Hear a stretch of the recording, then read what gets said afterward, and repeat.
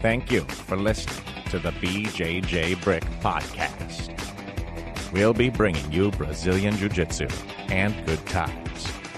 We hope to flatten your Jiu-Jitsu learning curve, help you get the most out of your grappling ability, and meet your goals both on and off the mat. Welcome back, my friends, to the BjjBrick Podcast. This is episode 348. Today we have David Aguzzi of Grappling Industries. Take it away, Gary.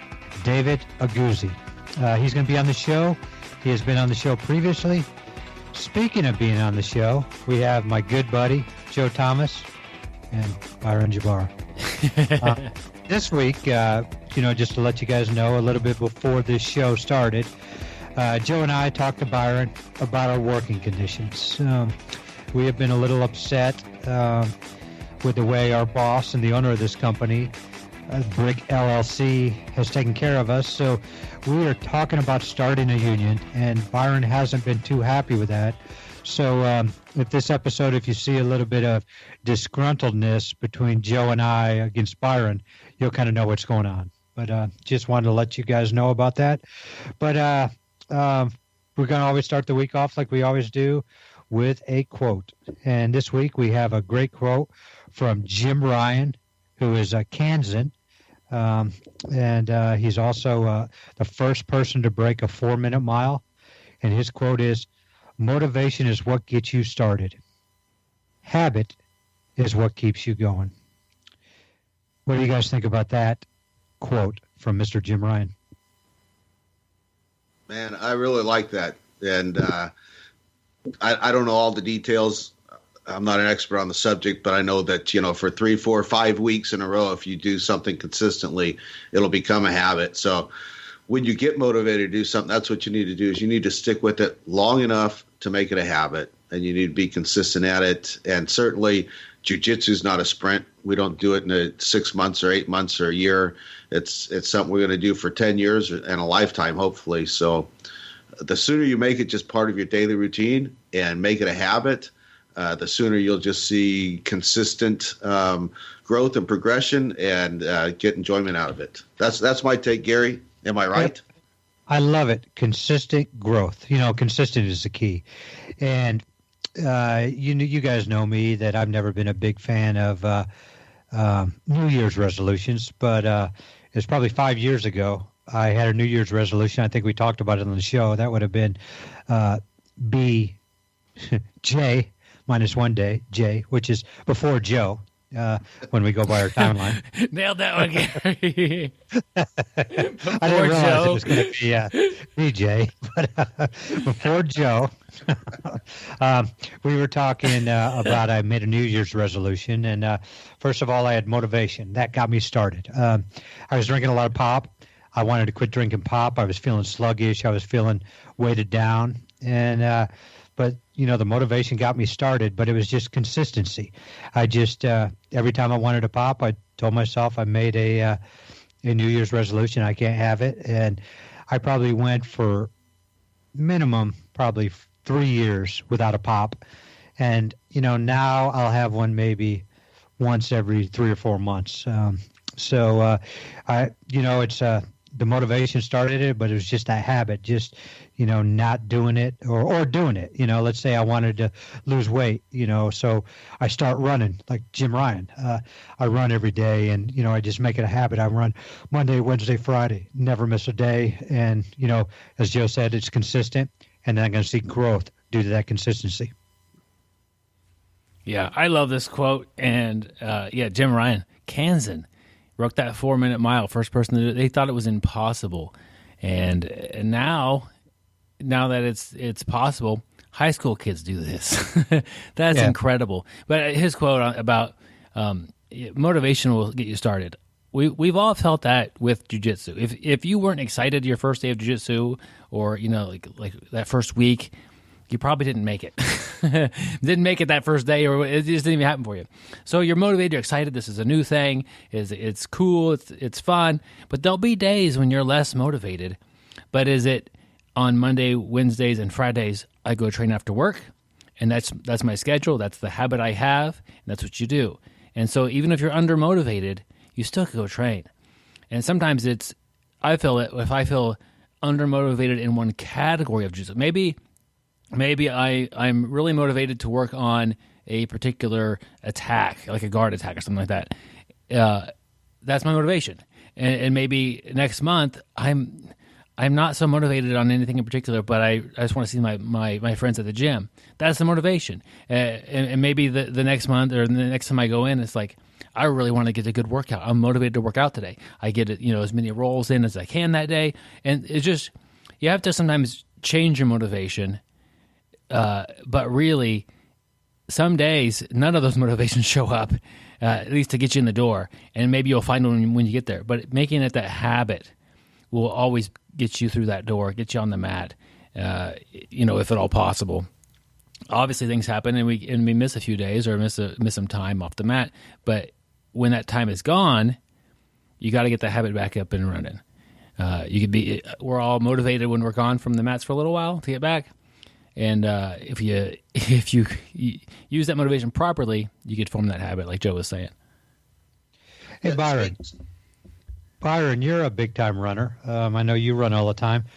Do you think you could break 4 minutes on a mile? No. I really don't have anything intelligent to say.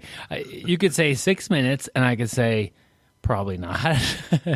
If I dedicated myself to running a mile, I might be able to break 6 minutes. So what could we do to motivate you? To run a 6 minute mile or a 4 minute mile? No, we want a 4 minute mile. So, literally, you said high schoolers do it. Gary, the answer's simple. What does it take to motivate Byron to run a 4 minute mile? A cougar or a bear. Oh, yeah. That's different. A cougar. Yeah, I wonder how fast we would run. Like, to be honest, I don't know if I could break an 8 minute mile. I don't think I could. But so let's say a bear is chasing me. I think I'd have a better shot at it. For at least 30 feet or so, you'd run really fast. Or I know I would, but till I had snapped my hamstring. Yep. Yeah. And then the bear would be eating that hamstring. No, the best thing to do with the bear is to lie down and play dead. So the mile pace is really slow. Well, I thought some of the bears were supposed to climb a tree, and one bear you're supposed to pretend like you're dead. A polar bear, you climb the tree. Yeah. Yeah, sure. Okay. Yeah. But, my problem is I'm not going to lay down if a bear's coming at me. I don't care if that's what they tell me to do. You turtle guard. It's called turtle guard, Gary. Play turtle guard. Try to snag a leg. Protect your neck. It's all in the book. Gary's pulling guard. Basically, he's saying, "Here's my most vulnerable parts, guys." That way maybe the bear will be full. Oh my goodness. Well, you're anticipating one that's already going into hibernation mode and doesn't need any food. Yeah, already in hibernation mode. Anyway, guys, before this gets completely out of control, and no kidding, we let Gary start this thing, and he derailed it from the get-go. Wait, there we go again. Byron getting on his employees, and this is something I'm going to have to bring up in the union meeting. There was no reason to belittle me, Byron, in front of all three people listening. Well, we're all here right now, Gary. Okay. I do apologize for getting after you for derailing the meeting so quickly this time. I should have anticipated that. That's my bad. I wanted to get back to the original topic at hand, which was the quote and motivation and habit. And we put some emphasis on habit, which is good, but I wanted to get to motivation. That is also very important. And I made a post on our Facebook group about who have we had on the show that has inspired you, and we got a response from one of our listeners that I thought was great, and it was from Emma, and she said she threw out Brian Freeman, who was a great guest. I love following him on social media. He's inspirational. She also said Gary inspired her. She said that my son was going to kids class and I wanted to go, but I needed some encouragement. Gary's story about driving there and changing his mind and going home, but later going back and never regretting it. That's what it did for me. I've never regretted it either, and now I have a blue belt. Thanks. Awesome. So, yeah, Gary, that is awesome. I know you've told that story a number of times, and for you, it's just like an old story. But man, here's an example where it inspired somebody, and she may never have started without that. So, motivation is equally important. And man, I'm glad you shared that story. You know, it's funny. I share that story, and it's kind of, I always tell myself, I was a wimp because I was afraid to do it. But I'm glad that, I got the motivation to do it again. I came home and I couldn't even look my wife in the eyes. I was so embarrassed when I told her. She's like, "Why are you back so quick?" And, I was like, well, I chickened out. That's not something easy to tell your wife. But, then I even got even more motivation right there. I wanted to do it, but I knew my wife might think a little differently of me. And, the motivation, it's something I've wanted to do. But it's just neat I'm glad I shared that, and it did help somebody, because we've always talked about it's very hard to go the first time. It's a tough sport. I didn't know anybody there. I really thought it was going to be like Fight Club, and I was going to get beat up, and that was what my expectation was, and it was nerve-wracking. But I'm glad I got the confidence and tried it again after turning around the first time. Yeah, he got home. His wife armbarred him. He had no defense, and she's like, "Well, you better get back to class. Otherwise, it's going to happen again." Yep, the good old days.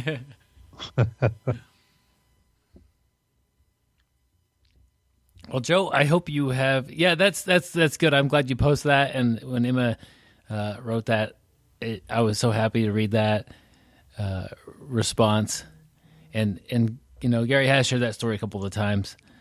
I think we've all felt that first time to go through the door of any jiu-jitsu gym, like your first time going to go train, or just to even go see what it's like. That could be nerve-wracking. It's not that bad. It's like looking under the bed when you're looking for the monster. What was I expecting? This is a business. They want to keep their customers happy. They should treat you well. If they don't, just leave. Pretty simple. But our mind plays tricks on us when we let it run on us a little bit. If Gary would have went in there and they were mean and didn't train him very well, he probably would have found somewhere else to train. No, there was no other place in town. That's true. I didn't have a choice. Nowadays. I would have had to come back. That's funny. You kind of were. We had a good time though. Yeah, but the good thing is Byron started a couple weeks after me, and I took him under my wing and taught him everything I know. And now he repays me by treating me terribly on this podcast. I mean, the way Byron treats myself and Joe Exotic, it's never fun. That's Joe's new name. Oh, my goodness. Well, that brings us to the segment of the show where we have a life lesson. So we take something from life and we tell a story or an anecdote, anything to get away from the Joe Exotic. And then we drag it back on the mats. Guys, you ever heard of the term, there's an ebb and flow in life? Yes. Sure. Yeah, kind of like there's ups and downs, there's an ebb and flow. And, as a commercial mariner, former commercial fisherman, and somebody that just has always enjoyed being at the beach, I've always paid a little bit of attention to the tides. And when we say there's an ebb and flow in life, we use it in the same context as like there's an up and down, like things are going good sometimes and things are not going as well other times, or things are going poorly other times. But when you think about the tides, the flood tide, and tides don't go in and out, they go up and down, and when they go up, then that water spills into the bays and the harbors and stuff, and it makes the appearance of the tides coming in, but it's just coming up. Anyway, when the tide comes up and that water then floods into the bays and the river mouths and the estuaries, it brings in all kinds of nutrients. It's really good for those little ecosystems there. But when the tide goes out, when the tide goes down, that's also good. And it takes out the garbage and the trash, and it has a cleansing type of effect on it. And if you've ever been to the beaches like in the Pacific Northwest and the Northeast where they've got the rocks and the cliffs kind of right up next to the water, you'll always see a spot on those rocks and cliffs that's part of the tidal zone. And there'll be mussels and clams and all kinds of urchins and sea life that live in that zone. And it requires the tide to be up at times and the tide to be down at times. And I'm thinking about our jiu-jitsu journey. And maybe times when we cannot be on the mat for an extended period of time. And we would talk about the ebb and flow or the up and down, and that would definitely be the downtime. But I think changing your perspective is the first thing, and realizing that there's good when you're in the gym 5 days a week, but there can also be good if you can't be in the gym 5 days a week for a period of time. Take that time to maybe do some study, to think about your game, to heal some injuries, maybe work some off-the-mat stuff besides jiu-jitsu, maybe learn how to juggle, or maybe work on running a 6-minute mile. But I think changing our perspective and recognizing that it's not a good and a bad, it's one way and then a slightly different direction. Does that make any sense, Byron? Yeah, that and thank you for saying 6-minute mile, not 4-minute mile.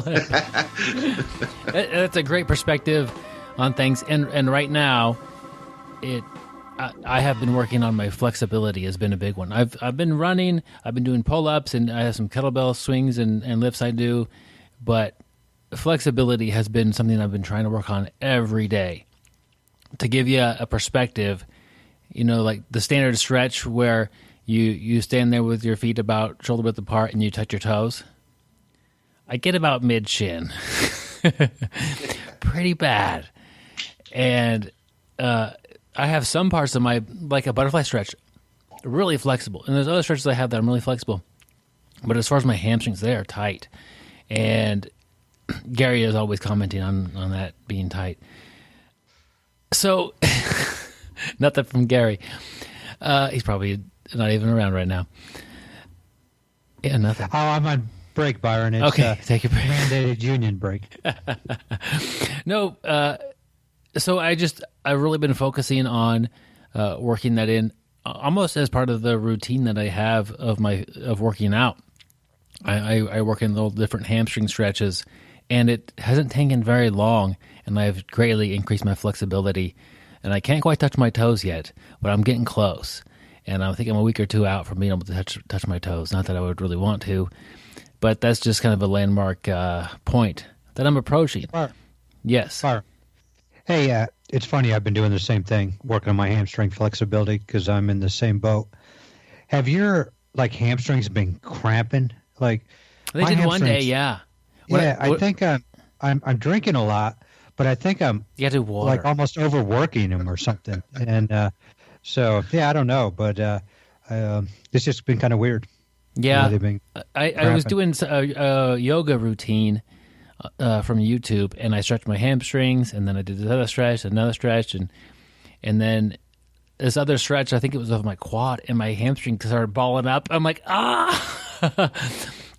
It was just... So, guys, I have a pro tip on this because I've also been working on my hamstring flexibility.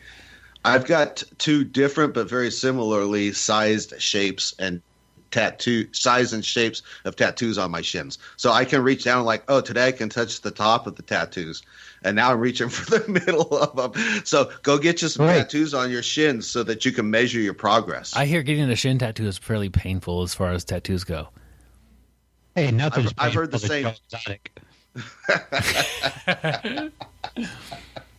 I've heard the same thing, but I found that not to be true. Okay. Because I thought there's a skin over the bone of the shin. That wasn't that bad? Well, it wasn't that bad. I'm kind of a wimp, Joe, is what I'm trying to say. But I want to go back to Joe's tip, or what do we call it again? Life lesson. Pro tip. Yeah. Tattoos Life pro lesson. tip. Yeah. Life lesson. Joe, I wanted to say this right off the bat, but you actually asked Byron to speak. But Joe, I think you won the interwebs. I thought this one was spot on. I loved it. Especially it goes with the times. But I didn't know a lot about tides. The lake and ocean tides, whatever. But I loved, I learned a little bit. I learned that when the tides come in and flood everything, it brings the nutrients. When it leaves, it gets rid of some of the bad stuff. The mussels and everything else needs that. But it was perfect. First of all, I learned a little bit, but then it was perfect the way the world's going today. And I think so many people are so down that they can't train. But sometimes it's your attitude. It's, look at it as a blessing. There are stuff you can do, increase your flexibility, study, moves, work on your cardio, work on your Turkish get-up, stuff like that, that'll make you, better when you get back on the mat. So I just thought it was spot on. I thought it was awesome. So thanks, Joe. You bet. Anytime, Gary. Anything for you, buddy. Yeah, that would good work tossing it to me right away, Joe, like Gary was commenting. You guys were just afraid I was going to derail it again. You make a good point. You just got to go with the tides. Some things you can't control at all. And if that's taking some time to get more flexible, that's going with it. If you're lifting the weights a little bit more and we're all going to get back to it. But make this time count. Hey, I know I'm getting ready to derail this again, but not a crazy derail. Joe, I'm just curious about the tides. Like, what causes the tides? Like, to me, I just can't wrap my head around it. Like when I go down to Hilton Head Island, and that's where my in-laws have a place. We go down there every summer. But, I can go to these big old coves at one time of day and there's nothing there. And then I go back later on, it looks like a lake. And it's just crazy that, the tides are that large and fill up that, big area. Like, what causes that to happen? Can you describe it in one sentence? Because I think I could. Go ahead. Byron, you take a shot at it. So Joe knows the tides way more than me and what causes it, but I'm going to give it a shot because I think I understand it at the third grade level. That's why I asked Joe. He'll give you a good answer. I'll give you the short answer. The gravitational pull of the moon on the oceans or on the earth. Is that true, Joe? That's 100% correct. However, the Earth's gravitational pull is not exactly the same at every spot on Earth. So you're pulling, you got that ebb and flow. The moon's pulling, the Earth is pulling. And since our gravitational pull is not the same at every geographical spot, different areas have different amounts of tides. Like in the Gulf of Mexico where I'm working now, low tide, we'll call that 0. High tide will be 1.5 feet or 2 feet. When I worked up in Astoria, Oregon, low tide is 0. High tide was 10 feet. When I worked in Brazil, low tide was 0 and high tide was 21 feet. And that was every 6 hours. So when we would tie up to the dock, the deckhands would be busy the whole time. Just as the tide came up, they got to loosen the lines every half hour. As the tide comes down, they got to tighten the lines up every half hour. So, so they vary greatly from location to location. Well, it makes me think now because I thought I saw something, and when I was down in South Carolina, that said the tide was like 14 feet. So maybe, that makes sense. Where I was saying how much it filled everything up. Yeah. So if you have a 14-foot tidal variation from high to low, that's a pretty sizable tide, and it's very apparent. Yeah. It just, I had never been, around a coast or anything, and I just remember the first time going down there. I just couldn't believe, like, I would, go over a bridge, and it looked like it was just a big old, field, kind of like, and I'd go back over it, 2 hours later, and it would look like a huge lake, and just crazy stuff. But thank you guys for the lesson. Yeah, and Gary, the Bay of Fundy, it's in Canada, has the world's largest tidal change. It's like 40 feet. I'm glad you're Googling, Byron. Yeah, actually, I was supposed to be there. Whereabouts that means it's on the East Coast. Newfoundland? Yeah, East Coast. We were supposed to go there on a trip that has probably been postponed. So interesting things about places like the Bay of Fundy, when they get those huge tide changes, when the tide comes in, it creates a tidal bore where you get like a wall of water moving up rivers and stuff, and guys will go surf those. And some of them, in the Bay of Fundy is one where you can surf for like miles, it'd be 20, 30 minutes, an hour on the board. Really interesting. I'll send you guys a link to look at some videos. That sounds cool. Yeah, I know. I met a couple guys that, they're bank robbers, and they wear dead presidents masks, but they said they skied the surf the Bay of Fundy. Yep, good one. That's the derail we're looking for, Gary.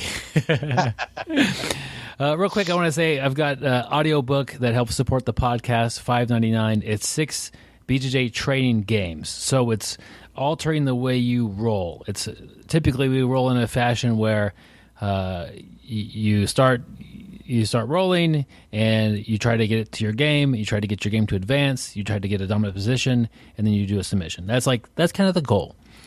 This is going to change those to where you're trying to maybe I'm going to emulate Gary's Kimura game, and really I don't care if I'm getting a lot of Kimuras. I don't care if I'm getting my sweeps. I just want to do what Gary does, and even if I get caught occasionally where he seems to he's like I can't Kimura Gary's Kimura anymore. Like that's not even I don't even try that anymore. But so he figured that out. But if I'm trying to Kimura Gary, he'll probably counter me with a Kimura, and he's going to stick. But so it's just emulating someone's game and all of that game if you can. And it's really nice if it's somebody who's in the same gym as you, because you could just ask them questions like, how come I can't do that to you, Gary? And how come you're doing it to me? Like, what's going on here differently? And he'll show me the details, and I'll be able to work that. So that's just one of the modes to play where, I'm not trying to do, I'm not doing my absolute best on the mat. I'm experimenting with a different mode of play. And in the process of that, your jiu-jitsu will change, and you'll grow and develop just playing a different mode. So check that out. It's $5.99. There is a link to it in the show notes to the shop, and then from there you have all of our downloadable content that you might need. Hey Joe, I was just thinking we were talking earlier today about how to get Byron to sign the union papers. What I think I might do is bring him next time I roll with Byron, and I'll put him in a Kimura, and I will hold it there and make him sign with his other hand, and then let him go. How's that sound? That works, but I want to let you in on a little windfall that you and I both have coming. Okay. I don't know how many hundreds of thousands of books that Byron has sold, but I filed a lawsuit for back payment for marketing. You and I market these books every week, and he's getting rich off of them. So we got a windfall coming, buddy. Good. Way to go, Joe. I appreciate it. Thank you. I mean, 1% of $6 times 3 books. I don't know how that works. Hey, no, I'll take it. I'll take it. Yeah, that will. Or maybe I'll just get him to settle on, he can maybe give each of us a $50 DoorDash coupon. We'll settle with that. There you go. Man, we had the alternatives to getting Kimura to sign a contract and a DoorDash coupon. It's tough decisions I got to make. Man, here's a life lesson that can easily be related to jiu-jitsu. We had a restaurant open up in town like 3 weeks before the shutdown. I mean, you want to talk about how important timing is? Man, that's brutal. Yeah, I mean, you put all that money into it. You pick the perfect location, and then you open up, and 3 weeks later, you're shut down. Yeah. So, man, timing's important. Joe, here in Wichita, we finally got a AAA baseball team for the Miami Marlins. Brand new stadium, state-of-the-art stadium being built, and then the season's canceled or, delayed. So, man, I love AAA baseball. I'm not a huge baseball fan, but like for $30 or $40, you can take your family, see the baseball game, have hot dogs and a soda, and go home happy, as opposed to spending 10 times that much for the big leagues. Yeah, I was so excited. I couldn't wait to start going to games, and as soon as I get back and we're allowed to go, I'll definitely be to a lot of them. Yep, awesome. Yeah, Barry's gonna go to the baseball match. I like what the baseball match. Who will get a kick out of that one? Our good buddy Gerald. Gerald, I hope you're listening. Yeah, Absolutely. But hey, kind of like what you guys were just talking about, Joe. I think it's a good time to, say support your local businesses. One business that I haven't got to try, but I definitely would like to, and they're open for business. They, I think, do some delivery. I know that you can stop up and get it. Is Joe's Coach with his what's it called? La Vida. Acai. It's the Brazilian wonder food. Yeah, I appreciate that, Gary. If you're in the Lake Jackson area, our school has an acai outlet, and they do curbside delivery right now. So, Vida Boa Acai in Lake Jackson, and anywhere else. Like anywhere else. I mean, he threw this pitch to me because my coach is doing it, and I appreciate that. But man, there's a lot of businesses shut down, and if you can support them in any way right now, it would be greatly appreciated. Yeah, I will tell you this too. Last week, I went and bought a couple of jiu-jitsu shirts from a local jiu-jitsu place, and paid over double for the shirts just to help the school out and people in this time. And so a good time to if you have the means. Not everybody has the means. I'm lucky that. I'm considered essential. I don't know if that's lucky, but and then my wife, she's a teacher, so she's on contract. So, I do have the means, and I it's going to be tough for some of these jiu-jitsu schools, and so I definitely want to help them out. Yeah. Gary said he's essential, and then his wife. And Gary, I really thought you were going to say I'm essential. My wife, she has a different opinion. Well, she does. I will tell you that. Oh man! All right, let's come back after this little interview with David Aguzzi, the founder of Grappling Industries. Here we go. All right, my friends, I'm happy to bring David Aguzzi back to the BjjBrick Podcast. David is the founder of Grappling Industries, and you were on the show a while back, and you have a really interesting tournament format where it's like a round robin. I guess we're talking about a lot of things today. Businesses closing down and temporarily, and kind of how to pause things, hopefully, and get things back up and running when that's appropriate. But just David, if you could, before all this closed down stuff, introduce yourself a little bit about who you are and Grappling Industries. My name is David Aguzzi. Like you said, I'm the CEO of Grappling Industries. We're currently the second biggest jiu-jitsu tournament brand in the world, maybe top 5, top 10 jiu-jitsu company in the world as far as size, sales. We just produce and promote Brazilian jiu-jitsu tournaments around the world. We're nationwide in the United States. We're across Europe, and we're in Australia. Wow, that's well said. And you also do jiu-jitsu as well. How long have you been training? I also do jiu-jitsu. I'm a black belt. I've been a black belt for 2 years. I received my black belt 2 years ago at a Gordon Ryan seminar from Marcos Flores. It was at the Arnold's. I've been training since I was about 13. I'm 33 now, so about 20 years. Man, that's great. And you, as far as I remember, you kind of stumbled upon the idea of doing a tournament because you weren't happy with how some of them were being ran, and you thought it could be done better. Yeah, so my tournament brand started the same way a lot of different businesses start, which was finding a problem and then trying to find the solution to that problem. And then from there, it stemmed out of control in my mind. It stemmed out of control. So we're recording this. It's March 24th. It's not. This is going to air April 6th of 2020. So as of now, we're in a shutdown of pretty much business and due to the COVID-19 outbreak. And I think jiu-jitsu gyms and obviously tournament circuits and competitors and just hobbyists are all kind of on the sidelines like, well, what's going to happen? When is it going to happen? Is anything going to happen to change?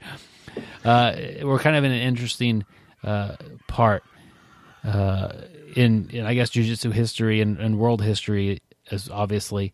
But who would have thought we would all push a pause button on our grappling for a long time. I mean, this happens to people, I guess, all the time. With you injure your leg, or something is with work pops up, and you got to not roll for a couple of months, but the entire community is basically not training, and it's kind of an interesting time.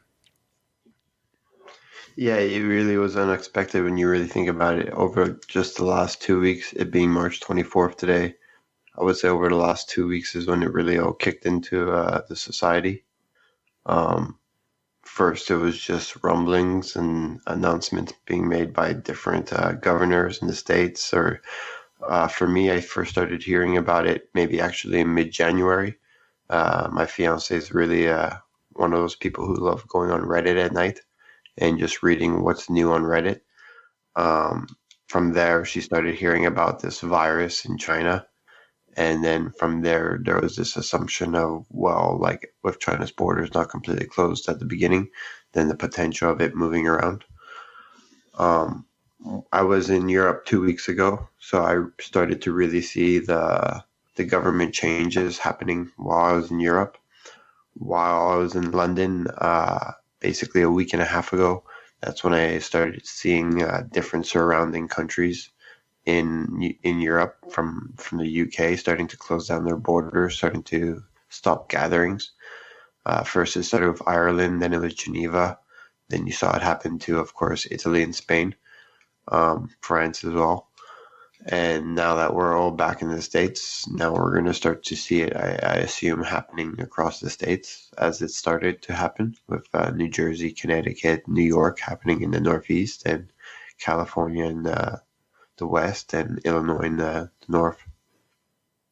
But it's happened really quickly, yeah. Yeah, and it's changing so fast. So I think it's important we mention today's date, because the odds are when this airs April 6th, it's going to be a lot different as far as what's happening, and it's really hard to predict.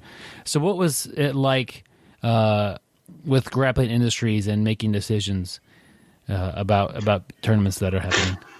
Well, the first decisions we had to make for Grappling Industries with COVID was actually starting on March, just the week happening prior to March 7th, because that weekend we had the Arnold Classic. We had 1,200 competitors signed up. It's one of the biggest trade expos for sports and fitness in America. 200,000 people coming from 80 countries to walk around this expo. So the governor of Ohio decided that he was going to close down the trade expo. That's the part with the expositions and the booths with the vendors and the free samples, really like the big spotlight of the Arnolds. So once they shut that down, it created this debate between government and between the Arnold Expo producers, basically that what else could they not have to close down at least? Like if they were closing down the trade expo, did they have to close down the sports? Which is the big second spotlight, I guess, is all the different sports that come to the Arnold Classic from around the world, from bodybuilding to powerlifting to Brazilian Jiu-Jitsu.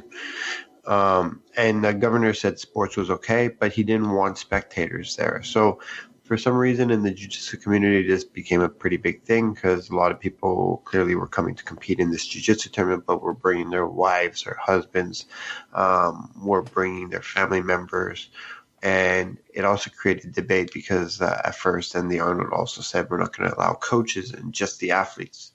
But then, athletes are going to freak out because they want their coaches there. I mean, it's very important to them, it seems.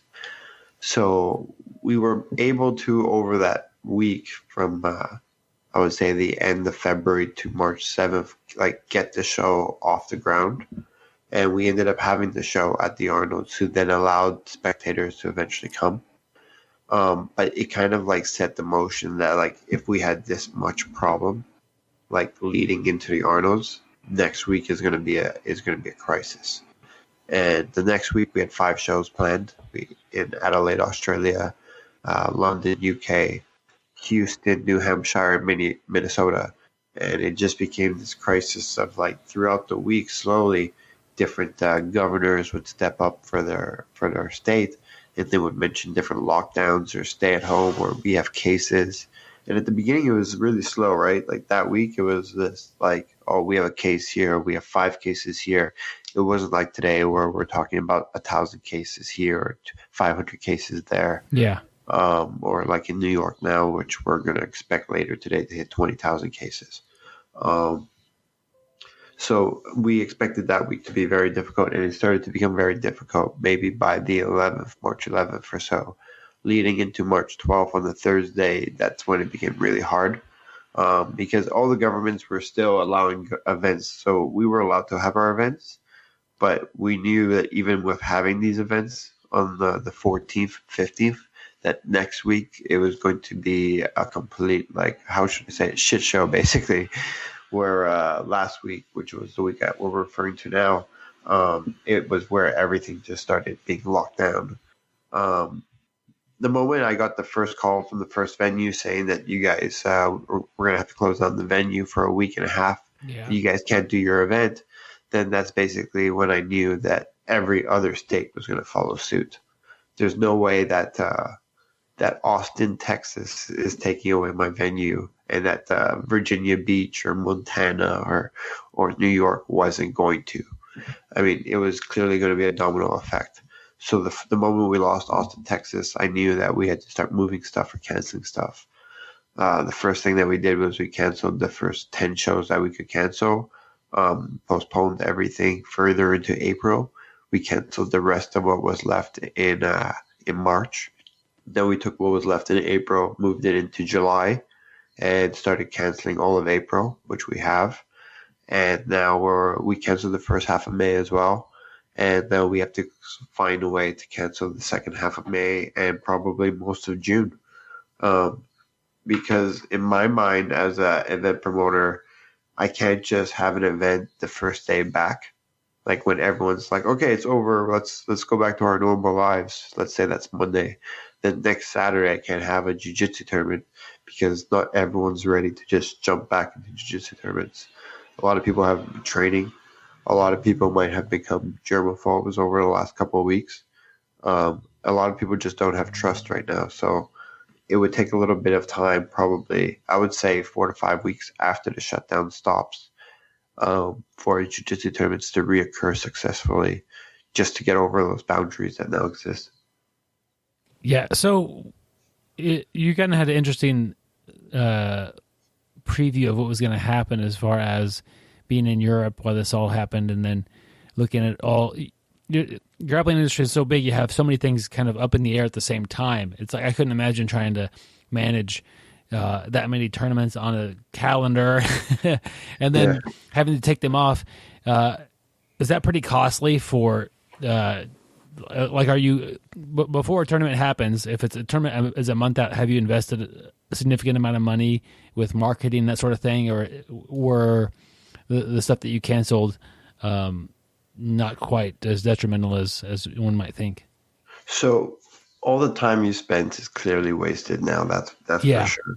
Like any time it took you to set up those events or launch those events online or set up their ads, set up their mail campaigns, that's all wasted for sure. I made a post a week ago about my conversations with Facebook. I thought that I had a pretty decent open relationship with Facebook where I could communicate with them about the issues I was having. I was in talks with Facebook every 2 weeks for the past year on my ad account. And the moment everything stopped and I had to cancel all these events, it also meant that their ads were useless. So all the ad money is pretty much a waste. I had to chalk that up as a waste. Facebook isn't crediting any really. So, for example, if I had an event and it was April 4th and I was running ads on Facebook for it and that event got canceled clearly because of COVID, then Facebook won't be refunding ad money or credit, even if you had a big account on Facebook for that. It's just not in their policy. So all the ad money went out the window. I think last week when I posted about it, was about, at that point we were at 16.5 thousand. I think right now we're sitting around 25,000 in wasted ads. Anything that was given to venues and deposits, most of the venues besides the public ones, they're private. The private ones, since they're also pretty much out of business right now, they're asking people like me who have contracts with them to push the deposit onto the next event, which I'm fine to do, I guess. I mean, it's not ample right now, but it is what is offered. We had a lot of airline tickets, clearly, a lot of hotel rooms that we needed canceled. It's been a pretty big mess, I think, with everyone right now, trying to call airlines and trying to call hotels to cancel. Like, airlines have pretty much shut down their phone services, making you go through the automated online services, which are basically just want you to take a credit and not take a refund. So when you do that, then you have to go through your credit card providers, clearly, and you have to cancel it that way. But it was really the whole dismantling of everything was really the problem. Like, every time you have to cancel one thing, you have to take it off the record of everything where it is. And then the biggest issue I think that a lot of people run into is, like, a lot of different companies run on cash flow. So we take a lot of money for future services. So clearly when we're March 12th, for example, and we have events in end of April, but end of April is getting canceled and we've collected money on those shows at the end of April, we have to refund that. So we started going through mass refunds over like the last week and 2 days. I would say we've refunded close to $175,000 in cash flow, bringing our cash flow down to about $20,000 that we have. That doesn't count your savings or your reserves, but it does count the money that you're usually spending, keeping everything flowing. So it was just, you lose your entire cash flow bundle. Every dollar you collected for future events is pretty much out the window. The next thing you notice is kind of like sales completely dries up. Like there's absolutely no sales. So one of the things that I've had some fun with is looking at like our charts of sales from last year and this year. And you can see this year is consistently trending higher than last year, as any business should be doing. And then it just completely starts dipping. It just dips below last year's, then it just dips into the ground, and then it just like crashes. So sales clearly crashed. And then it just becomes this whole, like, for an entrepreneur, it just becomes this whole, like, we need to stop the bleeding. Anything that, like, you're spending money on right now, kind of like society, if it's not essential, it kind of has to be paused, frozen, or canceled. And it just really creates a big mess, basically. Like, for afterwards, like, getting going again is, like, going to be a very interesting thing, especially, like, when I was mentioning before, that you can't just wait for the lockdown to be over and then expect the first weekend 3 to 4 days later just to be packed. You know, realistically, in the event industry, you always need like 5 to 8 weeks to pack an event with promotion. And mixed with everything else, like we were saying before, like germaphobes, people not having trust right now. People might want to train first before they just jump into a sporting event after taking weeks off. I think it's going to take some time to remantle everything, I guess, if that's the right word. Yeah, that's interesting. It's, long term, the demand will be back as far as people want to do jiu-jitsu again and they'll want to compete again. Like, it's fun, but we need to feel like we're safe and, we're not going to get sick while we're on the mats. And as far as sports goes, jiu-jitsu it's bad. As far as if I'm sick and I go roll with you, if it's all contagious, you also are going to be sick. It's just so close. Yeah, I've heard some comments about people thinking that ringworm wasn't as bad as this probably now.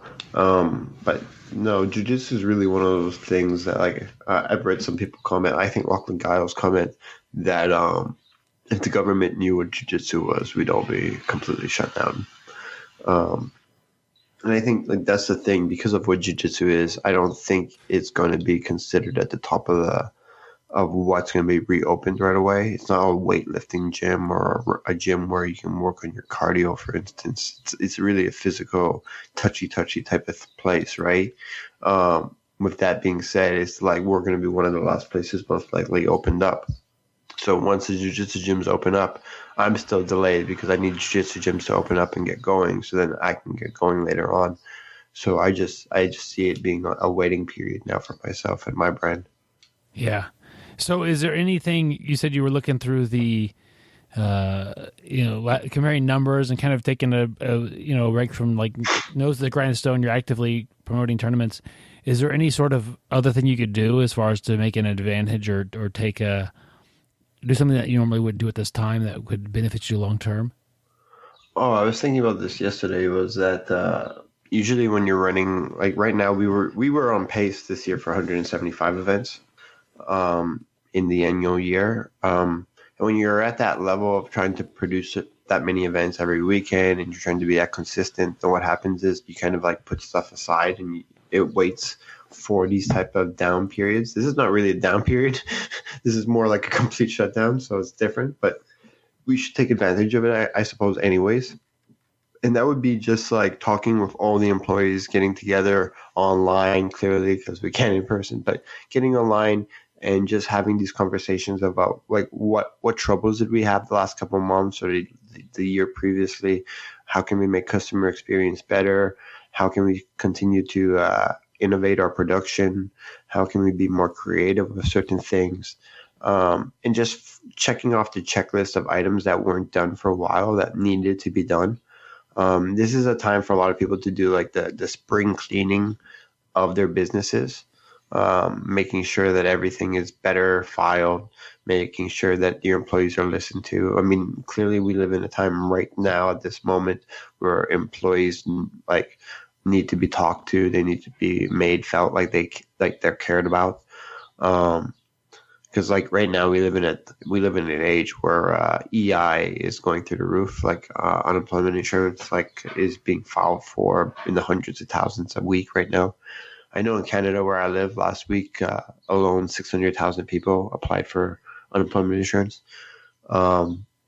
So I think there's just a lot of different things right now a business can focus on besides like stopping the bleeding. They can also like work on creative, innovative ways. Like they need to go back to their roots, right? Because originally every business is about making sales at one point because the money like pushes everything else. The money pushes new ideas to be able to be formed, or you can invest more in a certain idea.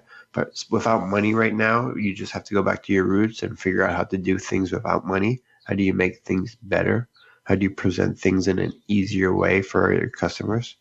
I think that's what we've been working on or have been working on the last couple of days and are going to spend the next probably 2-3 months working on now. Yeah. So what would you say just to that? So you have a business mind. I mean, you're running one of the biggest jiu-jitsu brands out there, but what would you say to the gym owners who have a small business? They've got, 20 to a couple hundred students, like relative, that's a small business, even if it's a pretty big gym. Any advice you could offer to them to help get through this time? So it's really tricky because like right now the gym idea is the one that I think most people are brainstorming about how to keep it alive. I think that one of the biggest problems, like we were mentioning at the beginning of this episode, was that a lot of gym owners right now probably thought this was going to be a 2-week thing, right? And you could hear them talking online and on the forums about how like, oh, if this is 2 weeks, I might have to be shut down afterwards. So you could already tell that a lot of these gym owners were frustrated by it just closing for 2 weeks. The first thing I've come to terms with is that this isn't going to be 2 weeks. So I know that it's easy to live in where we want to expect the best, right? And so in 2 weeks, we're all going to be back to work, blah, blah, blah. But it's really not the right way to run a business. The right way to run a business would be worst case scenario. And I hate worst case scenarios as well. But realistically, if you're watching the news now or you're listening to governor or state legislator, right now it's really being extended. So there's no way that it's going to be a 2-week thing. So any gym owners, I think it's going to be 2 weeks. They really need to start reevaluating everything because it's not going to be 2 weeks. It's going to be like, some say 2 months, some say 3 months, some say 4. No one knows, right? It's a guessing game. It's really survival of the fittest right now. With that said, they need to figure out how to stop the expenses as well. Like I know other countries are putting pauses on rents and breaks, rents and mortgages. that hasn't come to the States yet. Also, it has, I've read certain reports in the economy saying that commercial real estate is the next one on the chopping block when you think of the recession that we might be facing pretty soon. Commercial real estate, with all those businesses not actually being in business right now, their real estate might have problems if you don't stop their rents. So I think there's the problem right there is like first gym owners, they need to plan around 3 months of cancellation, not 2 weeks, because 2 weeks is not going to work. The next thing they have to do is really figure out if their landlords are willing to give them a break on their rent. For most gym owners, I would imagine that the 3 biggest things they spend money on is their rent, their own salary, and maybe the payroll of instructors. I would imagine. A lot of gyms don't have payroll for instructors or a secretary or anything like that. So that might be an easy step to skip. But that only means that they're a smaller business at that point.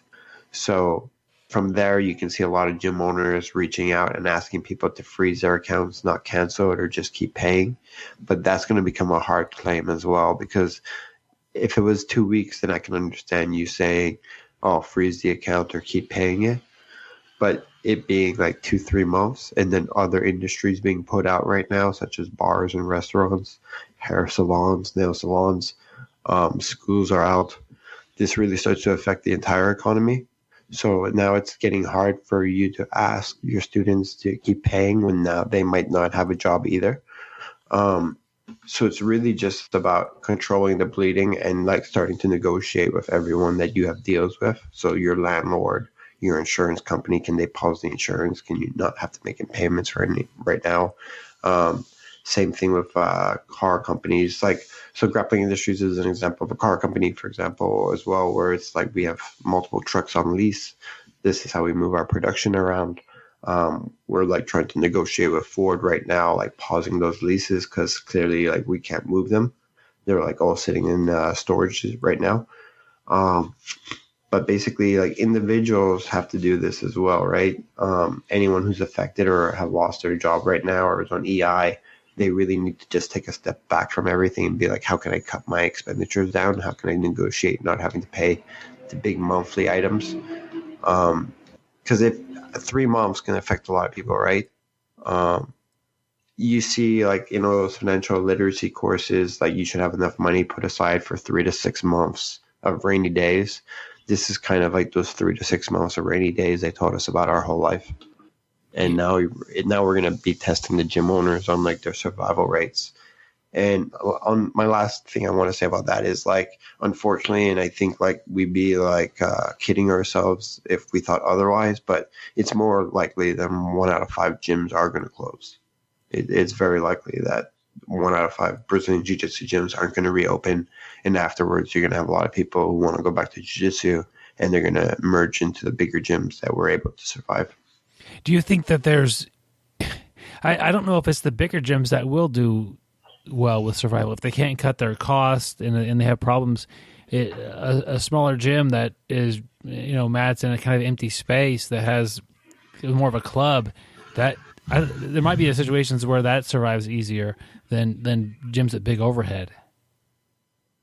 Does that make sense at all? No, that makes sense as well. I think that the bigger gyms, the gyms like, let's take like one like Marcelo Garcia's in Manhattan. They might have a lot of expenses, but they have a lot of students. So the moment everything restarts up, they can expect a lot of those students to rush back in right away. That could help them. Whereas the smaller gyms right now, the ones with 10, 15 members, it might just be secondary to them. For example, there might not be as much invested. The companies with a lot of invested, those are the ones that are going to survive clearly because they're going to do as much as possible to protect their goods. Obviously, gyms are in a tough time here, and you know, if we expected out of 100 gyms that all 100 are back and up and running, that's not going to happen. But like another thing you were just saying is like I think there is going to be certain changes to jiu-jitsu afterwards, especially with the hit to economy and the hit to different industries. You're going to have a lot of people that can't afford certain jiu-jitsu gyms anymore. So if only the big gyms survive, let's say in a city like New York City, which is clearly under a really tough lockdown right now, then if all the gyms are $200, but people can't afford $200 gyms, they can only afford up to $125 gyms or $100 gyms, then you could also create new space for new businesses from people that weren't affected by the lockdowns. So there's clearly still people working, and there's people who are not working because everything of theirs is locked down. So with all those 20%, I'm thinking it's going to be like 20% of gyms are going to close down and go bankrupt after this. It doesn't mean that there isn't those 5 new guys are going to open 5 new gyms everywhere.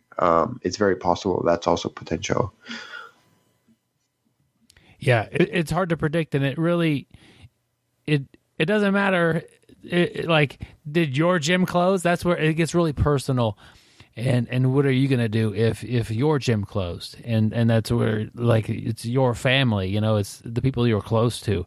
If the gym across town or maybe, you know, in a different city closes and it didn't really affect you, maybe you get a few new people that you didn't have before in the gym. But it's a very personal thing. And as far as the customer or the student goes, clearly we're all hoping our gyms don't close, as far as, well, not my gym. And some students are in a position where they can continue to support their gym even if they're not going. Yeah, if you're able to support your gym while not going because you're still working or working at home, then that's beneficial to you, clearly. There's a lot of gyms, though, that let's say, like, when they get into the smaller and smaller suburbs of metropolises, like taking cities like Buffalo or Boise or even out there in California, like past Sacramento, like in Modesto or something like that. That's where, like, the bigger gyms really have the heads up, because with all those members, they can keep them paying, I suppose, or keep their registrations alive. Whereas the smaller gyms in the smaller suburbs where it's really being plagued and there's already low income housing, then you're going to see those gyms go away first, most likely. So it might not be noticeable to people living in the metropolis. Like, I live in Montreal, it's a metropolis. And I would say that most gyms are going to survive probably here. But if I was to go like 3 hours east into the burbs, into the forests, I would imagine that some of those gyms are going to close for sure. So it might not be noticeable, but it'll be noticeable in the big picture of jiu-jitsu when you think about the number of gyms that existed prior, the number of gyms that exist now. But like I said, like, and I think this is going to be very noticeable in the bar and restaurant industry. For every bar and restaurant that's going to shut down, there's going to be a new bar and restaurant that opens. There's like, unfortunately, recession also creates opportunity for people. You've seen this in 2008. You've seen it in 2001. You've seen it in 2018. Where the moment there's a downturn in the economy, there's also creates a lot of opportunity for people. So people who had their money saved and were waiting for a project, or people who are still working while other businesses are going bankrupt, there's a chance to replace those businesses.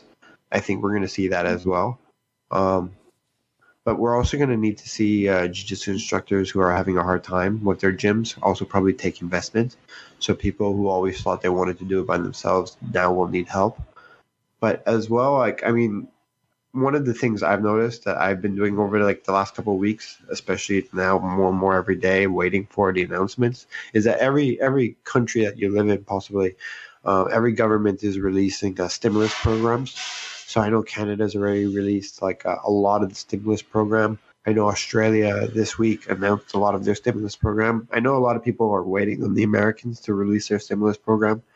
I'm really involved in the stock market, so I know the stock market is swaying a lot right now, waiting for Trump to release his stimulus. Yeah, and by the time this airs, something's happened. Yeah, by the time this airs on April 6th, there's definitely been a few more stimulus programs announced by different countries and states. But it's really important for business owners, I would imagine, especially gym owners right now, to just jump all over those stimulus programs. You know, there's a lot of EI available for employees. There's a lot of business lending available right now. The Fed cuts interest rates to zero in the States. So this is a good time to borrow. But yeah, there's a lot of assistance programs more than stimulus programs that could exist to help people out. Like, if you're sure that, like, if you're sure that you believe that you can recover after this, then there's no problem with taking the assistant programs. Like, I don't believe that there should be any finger pointing towards the people who are taking the stimulus programs or assistant programs right now. Like, no one was expecting our economy to just completely shut down for 2 weeks. And the amount of people that it has shut down over the last 2 weeks, and it will shut down over the next 2 weeks coming up further. I mean, there's really no, you shouldn't feel embarrassed for taking an assistance program right now, especially since the government is offering them because they know like people really will need them. Looking at the gym owners, and I'm sure it's a frustrating thing.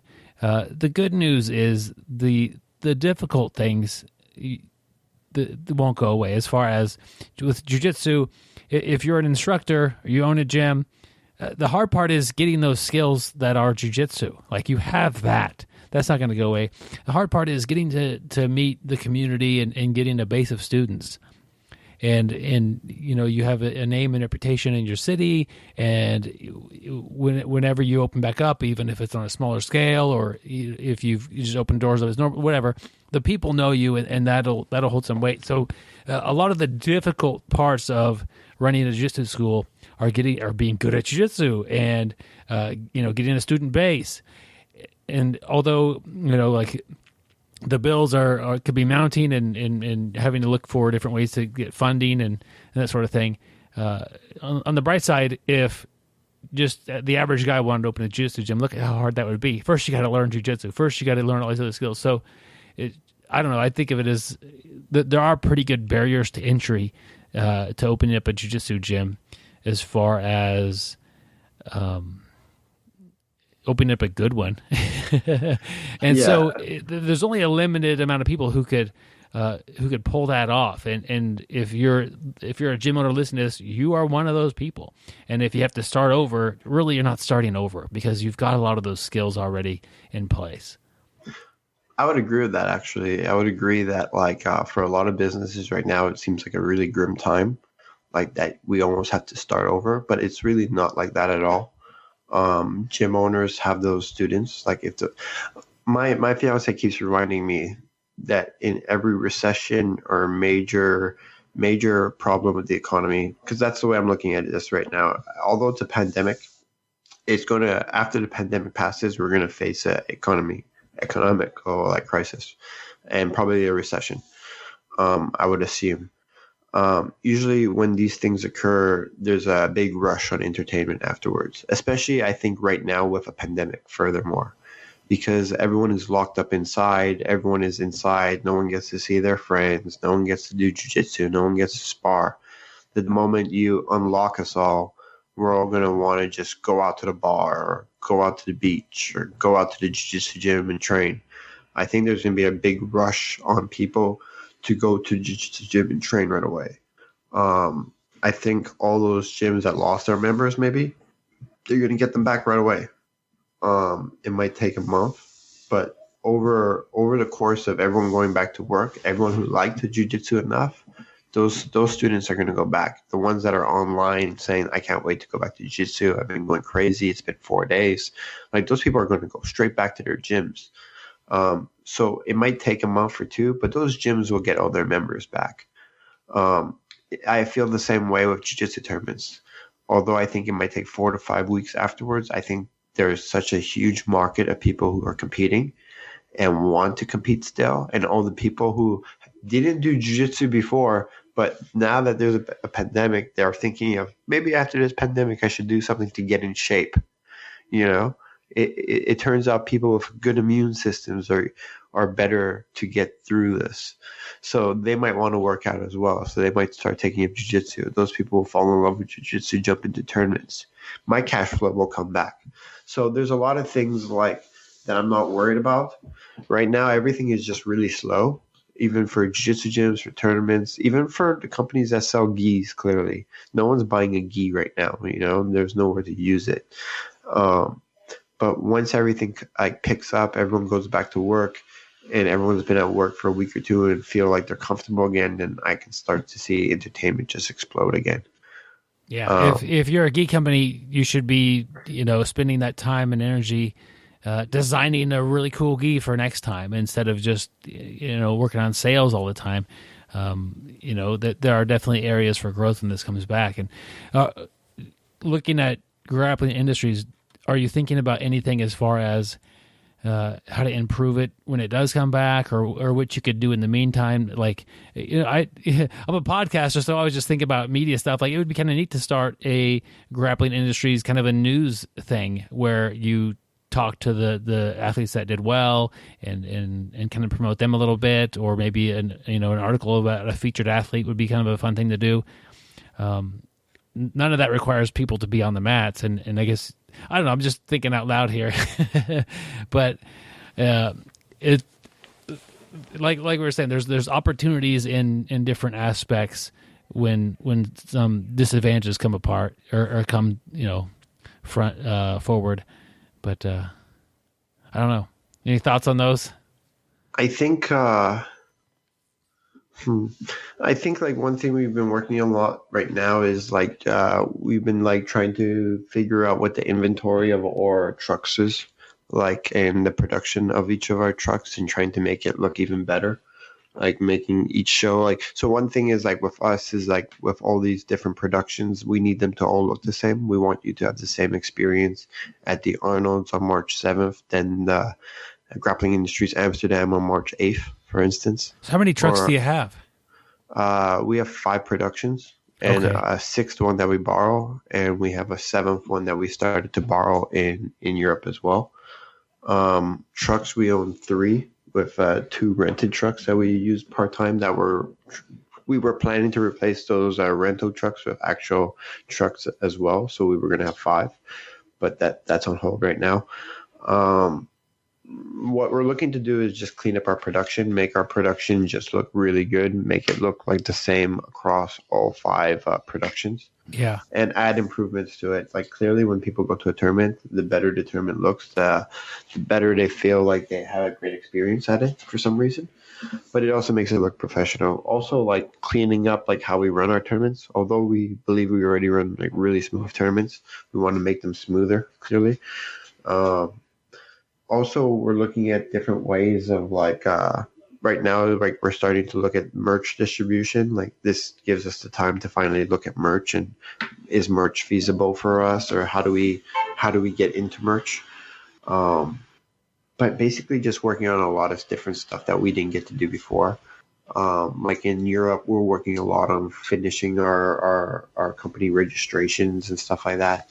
Although we're registered everywhere, there's always more and more legal work when you're expanding. So we weren't done with the expansion of the legal work in Europe. So we're using this moment right now to do a lot of that.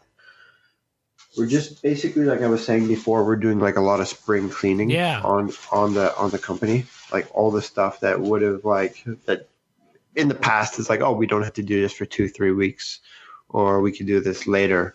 Right now is our chance to be able to do all that stuff now. And like I said before, it also gives us a chance to unify as a team, because like a lot of businesses right now, they're just laying off their employees. The employees are laid off and they don't come back to work for a while, right? Whereas Grappling Industries right now, I don't want to fire any of my employees. None of them are fired, so they all still have jobs.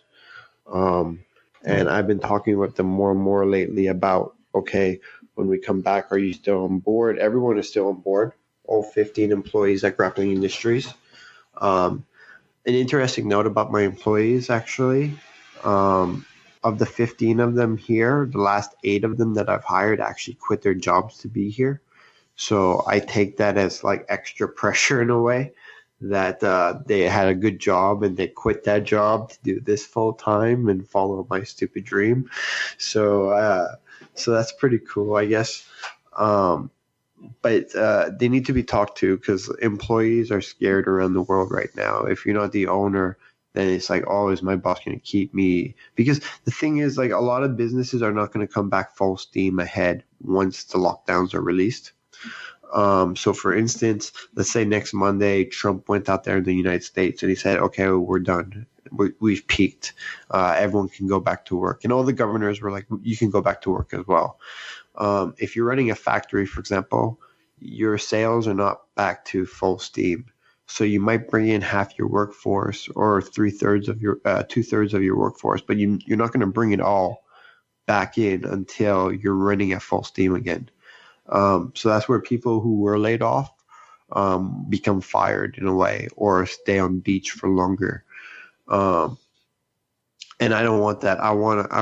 One thing that we wanted to do is make sure that once there is no more communities locked down and everything goes back to normal, then 4 or 5 weeks later, every single person here can get back to a full steam project that they were working on prior. Yeah, man, So I don't want to slow down growth. That's what I'm saying. Like, I'm not sure if I'm doing it right, because I'm just trying to follow the book like everyone else right now. Plus, I'm trying to wing it a little bit like everyone else right now. But when the lockdown stops 4 or 5 weeks later, I want like everyone to be back at work.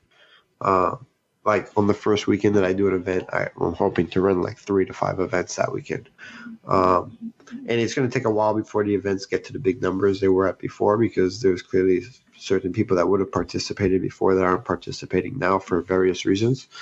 But I've used that time to talk with my employees and assure them that I don't plan to get rid of any of these people that I have right now. It's like I really believe, like, after 9 years, that the team I have right now is my A team in every country, in every continent. And like, because I worked so hard to get those employees and like build such a dynamic amongst themselves on the projects, that I really don't want to get rid of them.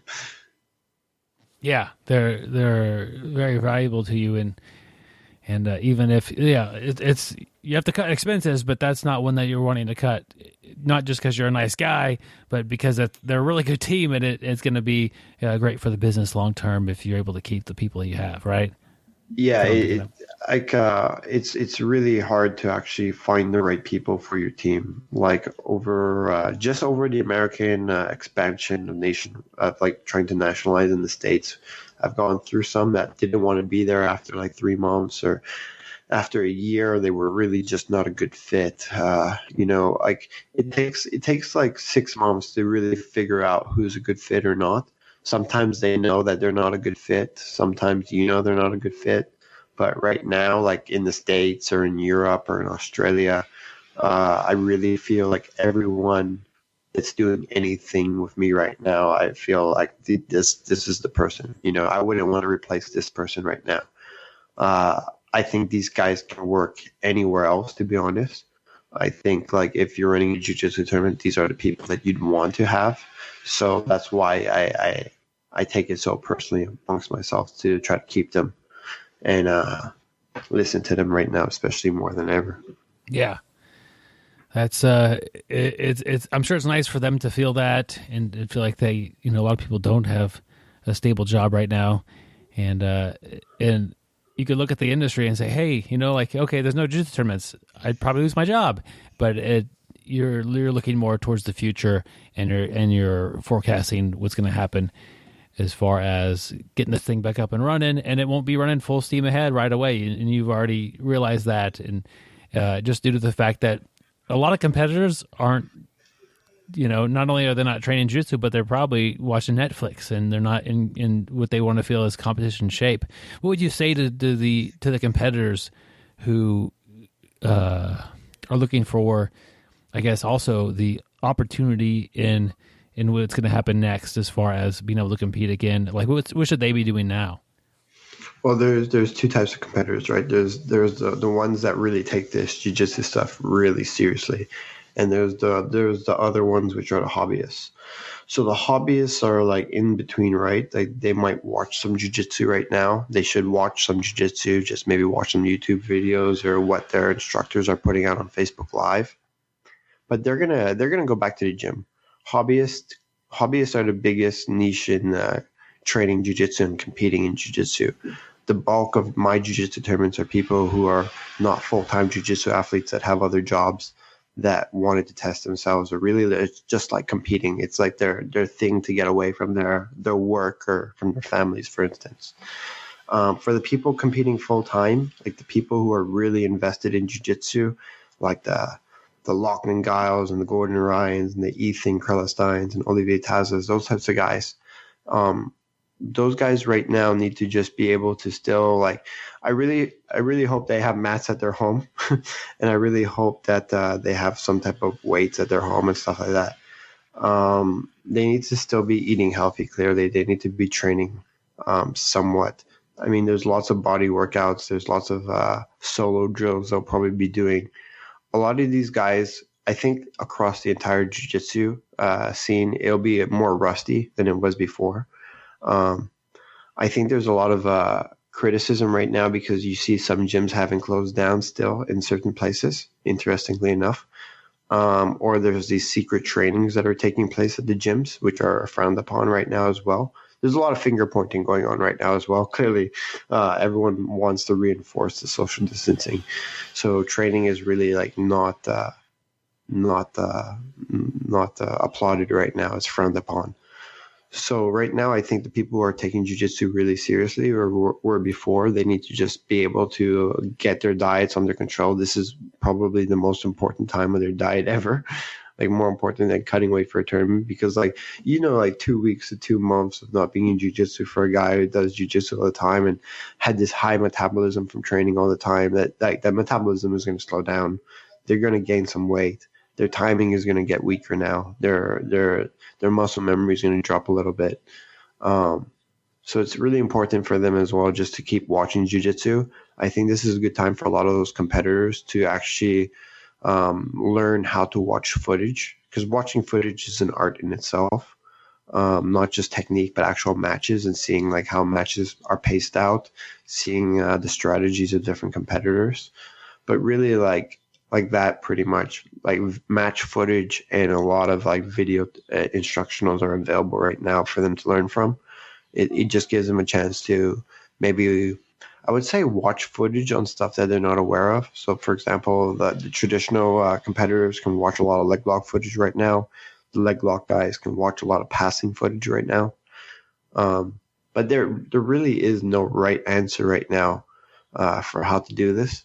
We're going to see afterwards which competitors stayed active or found things that worked for them, and we're going to find out which athletes did not find things that worked for them. Yeah, I'm just thinking of the competitors that are the serious guys and gals that happen to have roommates that are also serious about jiu-jitsu. You hear about these apartments that have 3 top-level grapplers in them that share the apartment. Man, that's not so bad. You still get to train at home, because anybody you're living with is there's no. If one person have it, as far as I know, you're all going to get it. So I'd imagine those guys at home are training. I'm training at home with my wife a little bit. We don't really have mats here, but so what we could do on carpet, we're doing a little bit of technique and stuff to keep active.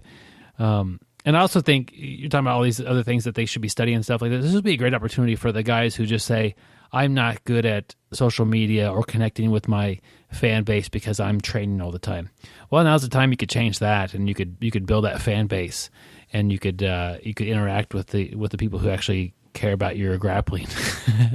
Well, yeah, exactly. I think it also gives them an opportunity to read up on stuff that they were not as knowledgeable about before. Yeah. Like some of these guys were not knowledgeable about nutrition before.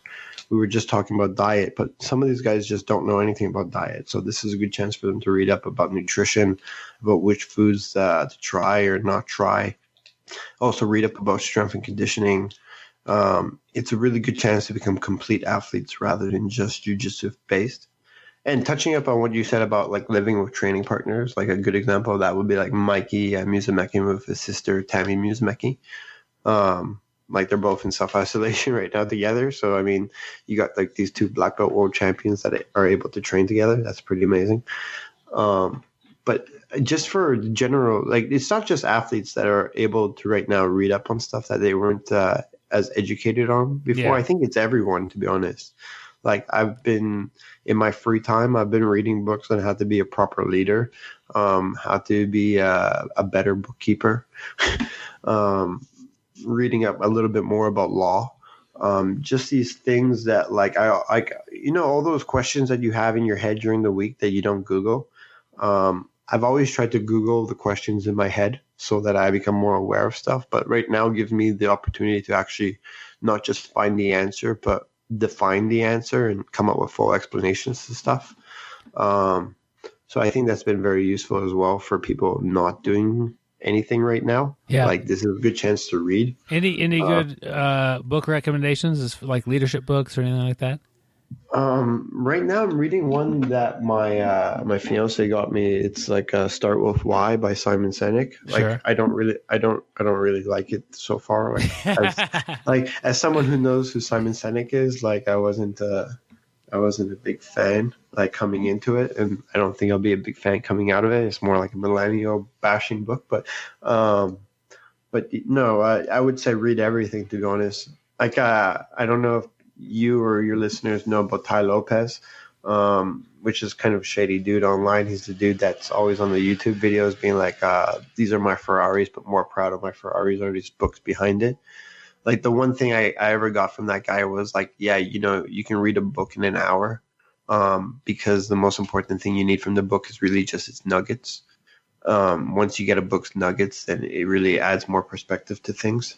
So I've kind of started doing that with articles online, basically, just scrolling through articles, especially those that are talking about subjects that I'm interested in, like I was mentioning, like accounting, bookkeeping, law, and just trying to pick up different things.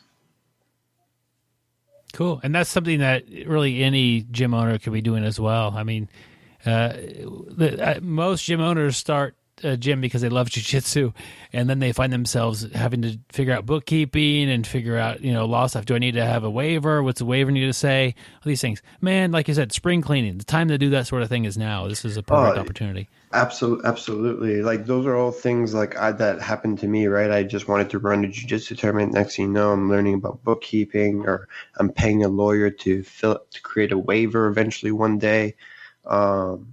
Just it's a real, like, event promoters and gym owners share something in common, and it's having to bring people in through the doors. And there's so much good literature right now and courses online about how to get people in, like how to market or advertise a product or a service. That I think that it's just very legit that people need to read this type of stuff now, because afterwards there's going to be a rush, right? It's going to be like everyone's going to try to go back to work. Everyone's going to try to come up with new ways to create more sales. And it's really like those who studied in the off time are going to be advantageous right now. Yeah, that's a good way to say that, and that's what we should all be doing. I think that's a good way to kind of end this. Do you have any other final thoughts you want to leave with the audience? Not really. None that are really fun. I would imagine if I wanted to leave anything with the audience right now, it would be more on a grim note. Just a reminder. It would be just a reminder that like we're all kind of like stuck in this together. Yeah. Like finger pointing and criticizing each other right now is not really going to be beneficial. We all have to follow the same rule. If we don't follow all the same rules right now, then it's just going to extend the whole process longer. It'll be like in recess, where like we all keep missing our recess as kids because that one kid in class just wouldn't shut up. I think like it's kind of a grim time, so a lot of people don't know what's happening. They want the best right now, so like we were saying before, that they're waiting. Like they think it'll last 2 weeks, but it's very possible it'll last longer than 2 weeks. And just to remind everyone else that's like going through a really harder period, like they might lose their gym. They might lose their business. They might not be able to afford everything they could afford before. Just remember, unfortunately, it's just paper. There's only one rule. It's don't kill yourself. And that there's probably a lot of people around you right now that are willing to help you or talk to you about your problems, because everyone's going through kind of problems right now. If there's anything I've taken away from this whole experience, it's like there is unity amongst certain people. I've talked to my family more in the last 2 weeks than I have in the last year. And I've talked to my employees, unfortunately, more in the last 2 weeks than I have in the last year. So just kind of remember, like, we're going to get past this. Kind of make yourself a good person now, because later everyone's going to have less time for shitty people, especially later. because we're all going to want to focus on ourselves and like get rid of the drama. So that's pretty much it. Just remember, there's only one rule. Yeah, and yeah, mental health. We really didn't talk about that at all, but it's kind of a double whammy because working out, especially with jiu-jitsu, is how most of us like to work out, is a good stress reliever. And instead, we're a lot of us are not working out or not working out as much, and then we have new stresses in our life that added to our regular stresses. So yeah, I definitely like that. If you feel like you need some help, maybe even just talking to people or whatever, people are there, and you just need to make one small step as far as reaching out and say, hey, let's chat a little bit, and then and that sort of thing.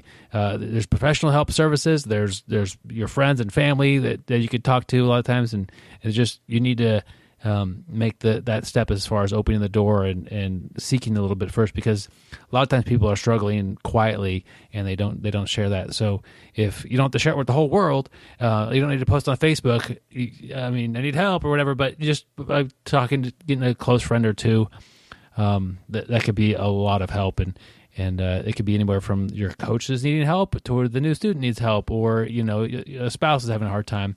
Keep your eyes peeled and watch out for each other. I like how we really didn't think about that or talk about this episode, but you brought it in here, and I'm grateful for that. So thank you, David, for hopping on here with me. Excited to see when Grappling Industries is back up and running full steam ahead. Where should people go to keep up with you guys and keep up with the latest? Our website, it would be grapplingindustries.com. The event section is clearly going to be like overhauled more and more over the next couple of weeks. This podcast airs on April 6th, so there might be some changes. But right now we're looking at hopefully a mid-July return, maybe a mid-June return if everything has shaped up since now. But right now we're looking at grapplingindustries.com. Look at the event section. It'll tell you when our upcoming events would be at that point. Awesome. Well, thank you so much, David. Thank you, sir. All right, I want to thank David for hopping on here, sharing with us some kind of behind-the-scenes stuff that's happening to a major tournament that is obviously going through unique times. And we obviously don't want this whole podcast to be derailed by the coronavirus thing, but it's happening, and it's just interesting that it's not just your gym that's affected. It's companies like this that were going out there and doing great tournaments. And to see what he's doing and some of the advice he gave, guys, this isn't permanent. This is like the ups and downs, like the tide. Hopefully it won't come back. But it's we just need to keep going through, and we all know that you guys aren't listening to this to get updated news on anything like that. So we're going to try to keep this jiu-jitsu related for the most part as far as the podcast goes, and we don't want to keep derailing. We derail ourselves plenty enough. Man, I was horsing around with my grandson earlier, and I'm sitting on the couch. He's in front of me, and he's wrestling me, and I get a good underhook, and I reach around clear behind his back, and I take my ring finger and my middle finger and kind of get a grip in his armpit underneath his lat, and so he cannot turn into me. And then I started explaining to him why that's a superior grip, and then I thought, damn, he's 3, and I really miss jiu-jitsu. Yeah, but Joe, I kind of like what you posted on Facebook today, that your grandson sold you a shovel for $1, and I think it was like $32 for a broken rake. I think I think he's going to be a heck of a businessman. Yeah, he's clearly better at that than I am. Well, Joe, I got an audiobook to sell you. Well, Joe's out of work. I mean, his podcast doesn't pay him. That's He's got a terrible owner. So it might be a week till we get our union contract signed. Get your usual weekly pay. Yeah. Yeah, man, you guys are hounding me about this contract. So what I guess we should explain is that the three of us chat on a text message thing, and we've been joking about having a union meeting, and that's what we need to explain it because nobody understands the joke, Gary. Nobody understands the value. What we really need to explain is that the three of us work our asses off to make this thing successful, while Byron gets rich and Gary and I eat cheese and crackers. We're just trying to even the playing field. That's true. Well, we get we'll work something out. I am already splitting the profits, if that helps. So by the time this all the profits go up a little bit more or go down, are you guys in when we lose money? How's that work out? That's what I was going to say. Byron says it's a profit sharing program. You guys each owe me $10. Byron, just take a snapshot of the bank account and show it to us. And speaking of snapshots, what do we got for an article this week? Whoa, I like it. That's a nice segue, brother. We have the basics of photography, an introduction to photography. Clearly, this isn't a photography podcast. If you're new to the show here, I'm derailing this thing, I guess, but if you're new to the show, oftentimes we have jiu-jitsu articles where we'll talk about, like the 5 mistakes the white belts make, or the, 10 things you learn as a black belt, whatever the article headline will be. But a lot of times we pick something that's not jiu-jitsu related at all, and then we talk about that, and then we bring it back to kind of relate it to jiu-jitsu, or maybe they have a different learning methods, or maybe if it's, I don't know, we talked about baseball just a little bit ago, maybe the way that they develop their the swing so they could hit the ball out of the rink even more consistently, or get the goal a little bit more accurate. Who knows how baseball is played? But just looking at other sports, other activities, and seeing what do they do to just get, what are the best doing? What are they doing for the beginners? And there's a lot of similarities here. And so this is a beginning photography article, which photography gets pretty complicated pretty quickly. But the beauty of photography is I think you could become, and I could be totally wrong here, a pretty good photographer by doing, there's a lot of material online just for free on YouTube. So if you have, we all have phones. Most of us. I think Gary was the last person I know that didn't have a phone. I've always had a phone, but it was rotary. But so you have a pretty good camera in your phone. But if you are getting into photography and want it like a DSLR or something like that, there's a lot to them. Just YouTube that, and some kid or somebody will explain to you a lot of stuff in your camera, and I've done that with a couple of cameras I have. You just go through it as they explained it and hit the same buttons and change the same settings, and it's really pretty amazing how it opens up. And the thing I liked a lot about this article, and I'll put a link in the show notes, it's called artofvisuals.com is the website, is they have a very good cheat sheet which explains what aperture is. So aperture, and I don't know if I can explain this very well over a podcast, but it's how wide the shutter opens or doesn't open. And so if it opens a little bit, everything is in focus. So Gary, I'm going to keep 6 feet from me, and then let's say there's a house behind Gary. So if I open the shutter a little bit, Gary's in focus, the house behind him is in focus, and then the clouds behind the house are also in focus. Now, if I close the shutter like halfway, take the picture, I focus on Gary, the house is a little blurry, and the clouds are like a kind of a cool blurry effect. And then if I close it or make it the shutter like barely close at all, only Gary's in focus. And then you see there's probably a house behind him, and then clearly he's outside. It's like the way they explain that visually with these little pictures of aperture of the shutter activating it and how it gets blurry. That's really cool. And same thing with shutter speed, like how fast you want it to take the picture. What's it going to look like as you change from a half a second picture, where if anything is moving, it's blurry, to a thousandth of a second picture, where if Gary's running at his full speed, crystal clear. Byron, I like it that you can open your shutter very wide. Dang it. You've been waiting the whole time for that one. But Gary, we all know that you don't need the shutter to be open very wide anyway. Oh, thank you, Joe. Joe's got my back. Literally. Joe's got my back. Byron, you know what this made me think about? This was actually pretty cool. When I was in grade school, we had to take a AV class, audiovisual, and I thought it was really cool. But one of the things we did is we took a coffee can and we made a camera out of it. And I don't totally remember what we did, but I remember drilling a hole in it, putting a little door over the hole, filling the inside with black construction tape or paper. But the cool thing is we actually took a picture with a coffee can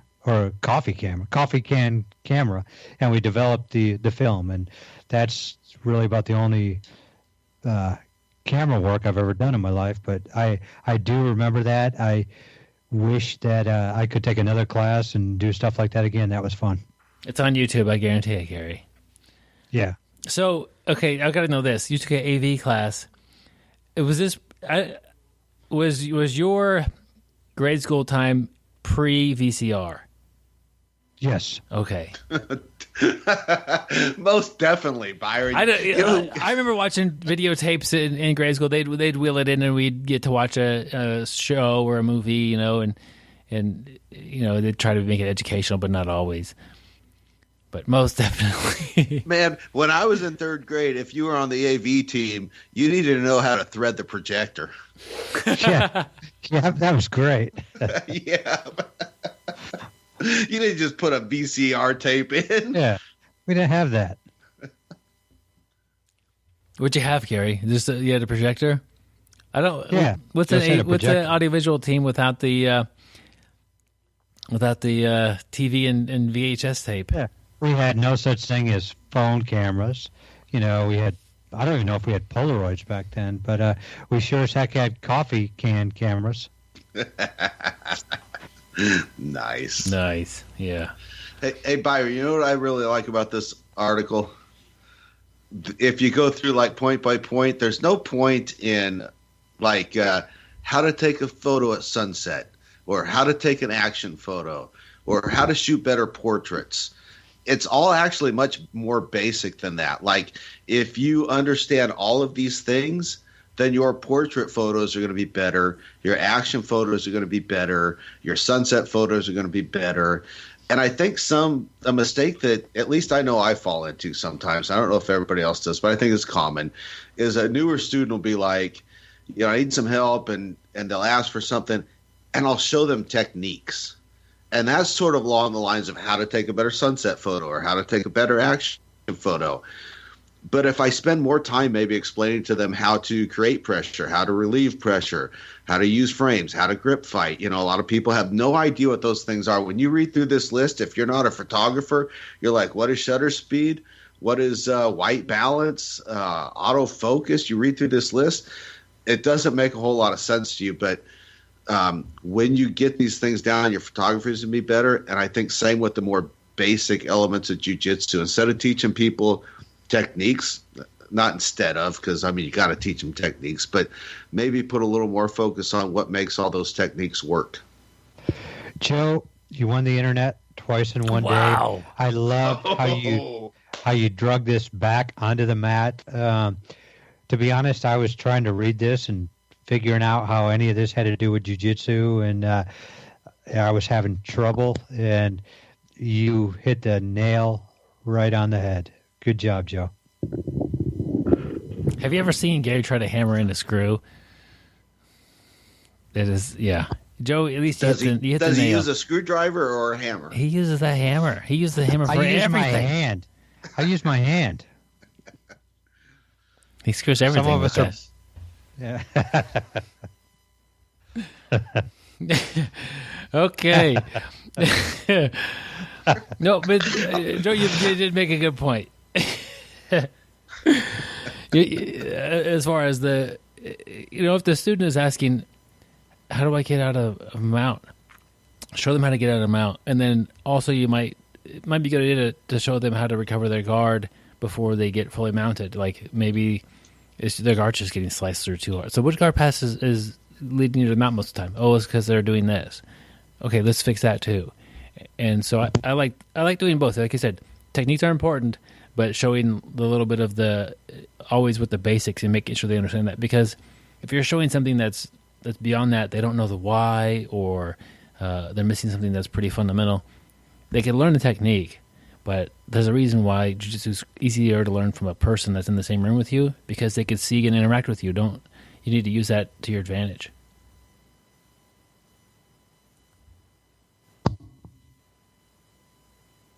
Yeah, Joe did save this one here. I was just going to relate it to jiu-jitsu as far as explaining the basics well, and they did a very good job with being very visual. Who would have thought a photography thing would have a lot of good visuals? But I just was like, man, this is a really cool how they made this little chart, this cheat sheet here, and wouldn't it be neat to have like mount, the position of mount, what that looks like, and what are your options from this and that sort of thing. But I think you're right. They're not teaching you how to take that action shot. They're not teaching you how to take that shot inside or outside or with poor light. They're just showing you like, here's how your camera works. You go out there and work with it and experiment with it and see what you could do. And you know what? Also, I think sometimes we forget that if a bunch of photographers are sitting around talking about their work, they're going to be using all this terminology, and they're going to know exactly what they're talking about. I may sound stupid even saying this. I don't know if it's right, but like, what is your ISO setting, and what's your aperture speed, and what's your, I guess aperture is not speed, but I wouldn't understand. ISO was good. You nailed that one. I nailed that one. So as jiu-jitsu people, sometimes we sit around talking about, oh, you need to develop better frames there. Oh, you need to win that grip fight. And we forget sometimes that a newer person might not understand this lingo, and they might not even have a clue what we're talking about. Yeah, what do you mean grip fight? What grip fight? What does that mean? Like, yeah, like make sure they're not grabbing you in a way that is they have the advantage of that. Yeah, that does make sense. It's so easy to forget what jargon is. Like, someone's new, you don't want to lose them on something like a phrase grip fight. They could be wondering, what does he mean by that? Do it, show them, and then they've learned that. Much like Joe, when he walks in talking about the aperture speed,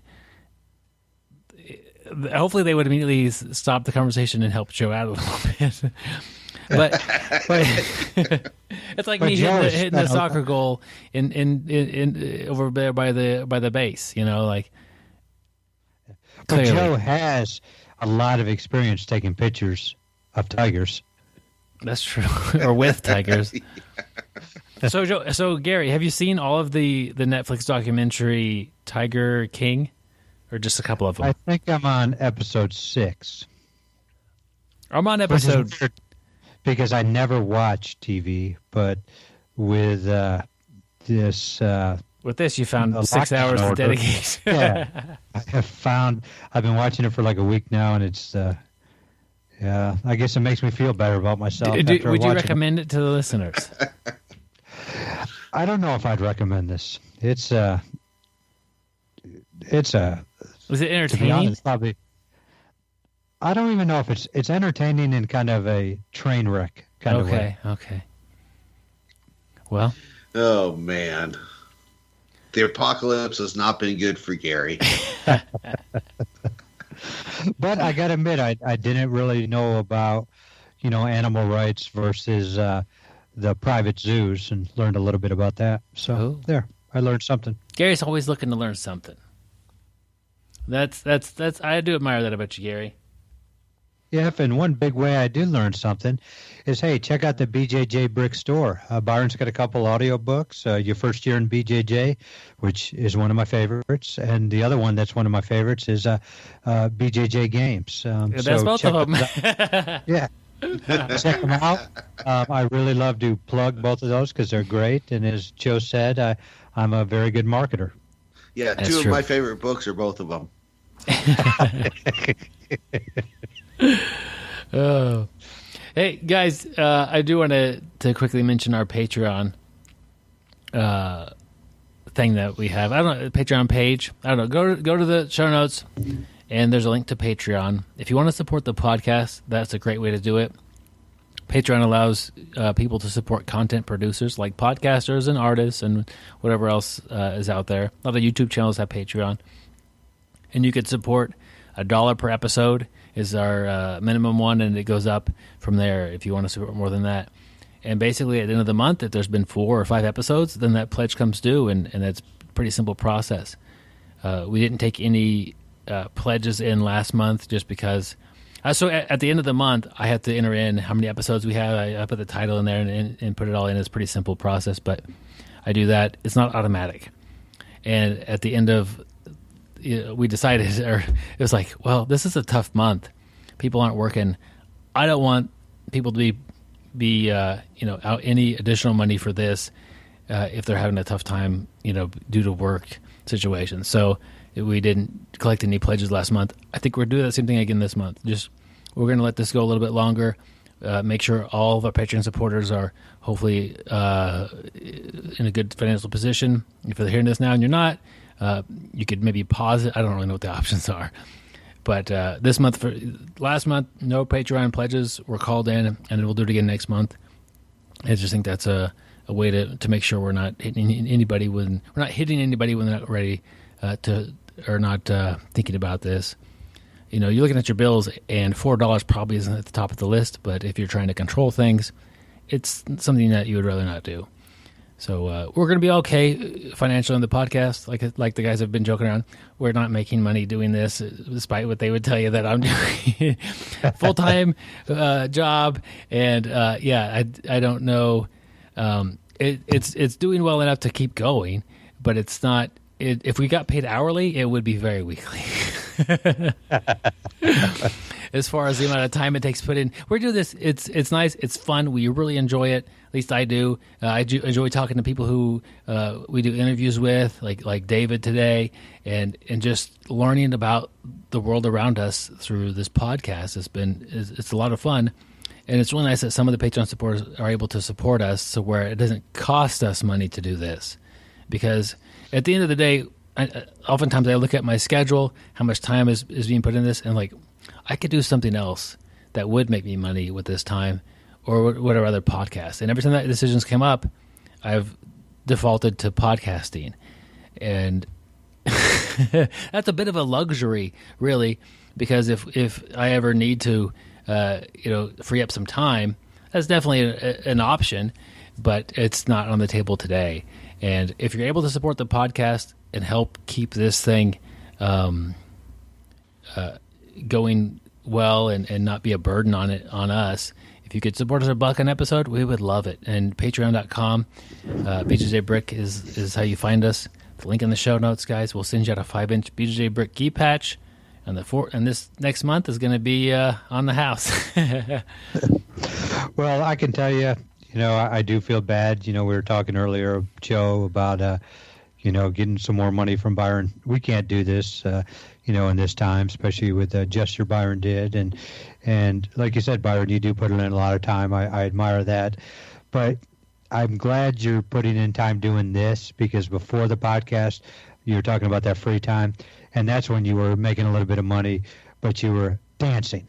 And, I'm kind of glad you're doing this, that dancing, at those clubs and private dances. And, I know you made some money doing it. Very little. Very little. Yeah. I was gonna say very little. Very little. The money Byron was making doing that was half as much as he's making doing this. Well, they have a name for it. More diseases. It's pity money, is what people just pity, or they. No, it was pay you to go away. That's happened before as well out there. It's tough out there, guys. But any support we have, that's great. Keep me off of that stage, my friends. But we got a union meeting to hold. No, we've canceled it, Byron. Oh, you've canceled it. Well, you still got to figure out what to do with all the grievances you have piled up. Well, we're just going to start a 501c, and this is going to be a nonprofit endeavor. It's been nonprofit all along anyway. Yeah. The one good thing about all this time, with the stock market tanking, our 401ks at BjjBrick haven't taken a beating. That's true. They haven't moved at all. I want you guys to move all week long, every day. Get up and do something. And stay sweaty, my friends. And don't forget to watch Tiger King. Yeah, and train however you can, and train smart, and get better. And we'll see you on the mats, guys. Yeah, and that was a recommendation by Gary of Tiger King, I guess, officially. Oh my. Have you seen the show? No, but I've seen the memes on Facebook. I have an idea who the guy is. Thank you for listening. I hope you find the time today to roll. After all, the best way to get better at Brazilian Jiu-Jitsu is to do Brazilian Jiu-Jitsu.